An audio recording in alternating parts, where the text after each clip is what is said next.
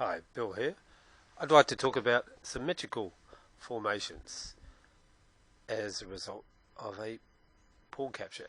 So this one, for example, if we look at the pawn skeleton is any position where you remove all the pieces. There's an open e-file, so it has a single open file and is quite symmetrical. This may arise from the French defence where white exchanges pawns, but it can also happen from other openings like the Petrov defence. Okay, so the number of ways you can get a single open files. So in this case the king pawns have been exchanged, so the rooks tend to go to the e file and often the rooks get swapped off. Okay, so there may be the possibility of playing c4, which gives black the chance to swap pawns and give white an isolated queen pawn, though white might have a bit more space. Or black may try c5. Now here's a position where all the pieces have developed to logical squares, so both sides have castled short. The pawn has moved to bishop 3 to defend the queen's pawn, and rook's gone to the e file, queen and bishop are lined up, so both sides have quite a sensible development here. Now here's a little bit different. White has the same setup, but black has castled queenside, so presumably black wants to make the game a bit more exciting, or maybe wants to play all that for a win.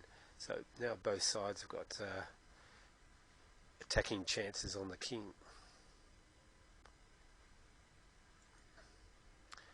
So white may do the same sort of setup. So in castle queenside, particularly as black's castle kingside, notice that the knight's gone to c3, which means that white had to be careful the d4 pawn is safe, and black has chosen to defend this pawn with a pawn. So this is one sort of setup. White's castle queenside. Queen's come out to f3, where it can help support attack on the king side. This pawn has gone to h3 to stop the queen being harassed by a bishop, and this is a reasonable development for white.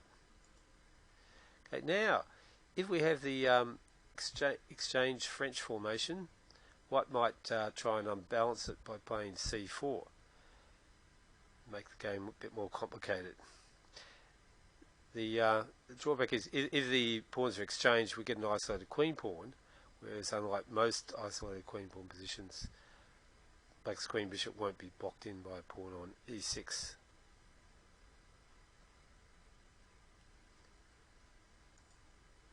So now this is a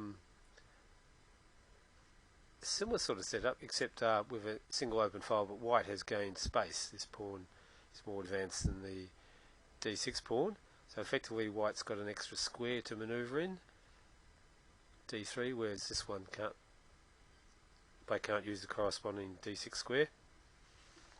Also, this is a backward pawn, and it's weaker than this one, which is defended by a pawn. Okay, we had some white pieces, so this might be a reasonable setup. So the rooks will tend to gravitate to the single open file, the knights are on their natural squares, bishop's on d3 off the open file and on a good diagonal. This bishop's come out where it's hitting the weak pawn. That's often a good square for the bishop. Okay, now we can we've got a mirror image of the exchange French formation. So this time there's an open d file. So sometimes what happens is these are exchanged and white plays queen takes queen check and black plays king takes queen.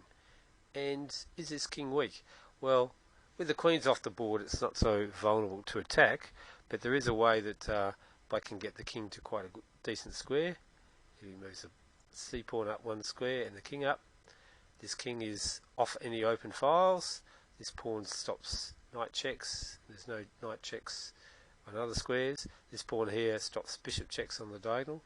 So the king is reasonably safe from being harassed, and now black can develop normally. Okay, so now we've got the same formation, though white's played c4. So c4 has got advantages and disadvantages. It does gain space and gives white a bit more grip on this square. Say if we put a knight there, for example, but it weakens two squares. This square can never be defended by a pawn again. This square can never be defended by a white pawn again. This square in particular could be a good outpost for a black piece. So overall, black's position is a bit more flexible than white's. So here's a typical setup that white might do in that formation.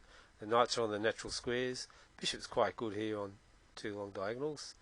This bishop's off the file, it's not in the way of the rooks, and it defends the knight against a possible pin. And the rook goes to the file, and the queen's out of the way of the other pieces.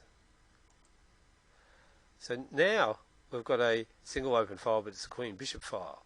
This might happen, for example, from the exchange Slav, which is d4, d5, c4, c6, and swapping pawns.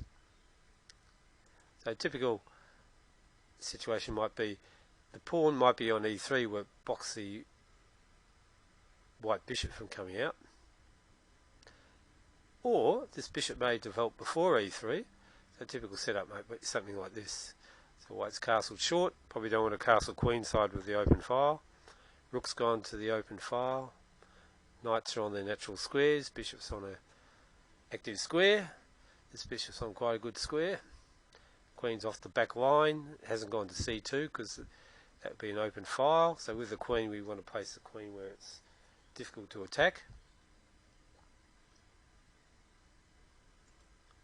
Okay, now we've got the classical centre plus an open C file. So white's got more space here, so it has a bit more manoeuvring room. Okay, so here's a reasonable setup by white. We've castled short. We don't want to castle where there's an open file. Got a rook on the open file. Knights are on their natural squares, or the bishop's on a good square. Bishop's been more aggressive on the third rank than the fourth. White plays e5 sometime, might lead to a kingside attack if the black king's over here. This bishop's developed here, may also be there or somewhere else depending on circumstances. Okay, now we've got a single open C file, and it's could have arisen from an advanced French defence.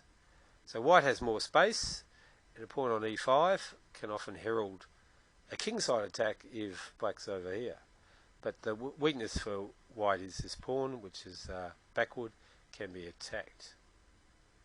So now we look at black's on a setup with his pawns under attack. So the knight attacks it, the other knight attacks it, and the queen attacks it. So white's going to be tied down defending the pawn. Black's moved the bishop off the back line. A weakness in this position for black is this bishop, which is locked inside the pawn chain. Maybe it'll come out here one day.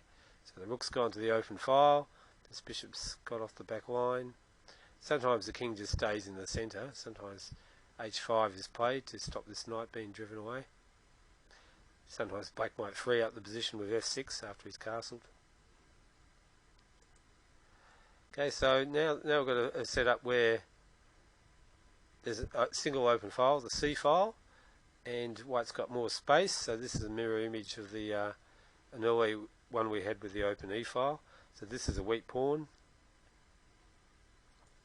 So here's a reasonable setup for white. We've castled short away from the open file. Rook's on the open file. Bishop's controlling lots of squares. This bishop's controlling lots of squares. This knight's moved around to here, where it attacks the backward pawn. And the queen's moved off the back line. So with the pieces, you want to put them where they're hard to attack. So we put the queen where it's hard to attack. Now we've got asymmetrical formation. We've got white's got a half open D file and black has a half open C file. So this would typically come from a Sicilian defence. So, and yeah, we'll have a look at that in another section. Okay, so thank you for watching.